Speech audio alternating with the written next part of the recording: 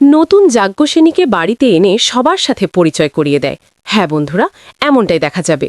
আর বলে ও হলো ভোর।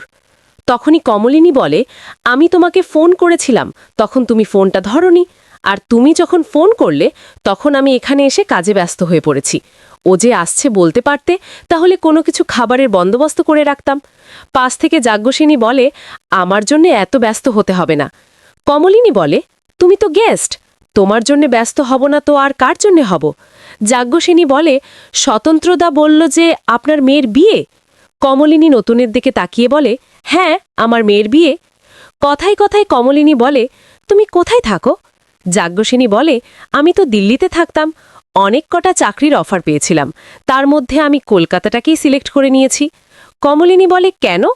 যাজ্ঞসেনী বলে, শুধুমাত্র স্বতন্ত্র, উনি তো আমার আইডিয়াল। এই বলে নতুনের প্রশংসা করতে থাকে আর বলে, আমি শুধু ওনাকে শ্রদ্ধা করি না, ওনাকে খুব ভালোবাসি। এই কথা শুনে সবাই একটু অবাক হয়ে যায়। পাশ থেকে নতুন বলে, ওর কথা তোমরা ধরো না তো, ওর মাথায় একটু ছিট আছে। তারপর কমলিনী যাজ্ঞসেনীকে বলে, তুমি এখানে কোথায় থাকছ? যাজ্ঞসেনী বলে, সল্ট লিখে একটা ফ্ল্যাট নিয়ে থাকছি। কমলিনী বলে, সে তো অনেক দূর। পাশ থেকে নতুন বলে, আমি তো কুর্শিকে ছাড়তে যাবই, ওকেও না হয় বাড়িতে ছেড়ে দেব।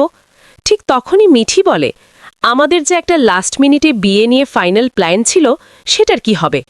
তখনই কমলিনী বলে, তোমার নতুন কাকু কি ওনাকে ছাড়তে যাবে, না এখন তোমার প্ল্যান নিয়ে পড়ে থাকবে? নতুন বলে, সেরকম ব্যাপার না, পরে না হয় প্ল্যানটা করব। এই নিয়ে তারা কথাবার্তা বলতে থাকে। তার মধ্যে বড় মাসিমা যাজ্ঞসেনীকে বলে, তুমি বিয়ে করবে না? যাজ্ঞসেনী বলে, স্বতন্ত্র মতন আইডিয়াল কাউকে পেলাম না। তখনই কমলিনী বলে, তুমি কি ব্যক্তিগত জীবনে স্বতন্ত্রকে আইডিয়াল পুরুষ মনে করো? পাশ থেকে বড় মাসিমা বলে, বিয়ে করে তার সাথে তুমি তোমার জীবনের লক্ষ্য ঠিক করতে পারো, কারো ছত্রছায়ায় থাকলে তো তোমার চলবে না। যাজ্ঞসেনী বলে, স্বতন্ত্র মতন আইডিয়াল হলে এক জন্ম কেন 7 জন্ম তার ছত্রছায়ায় থাকা যায়।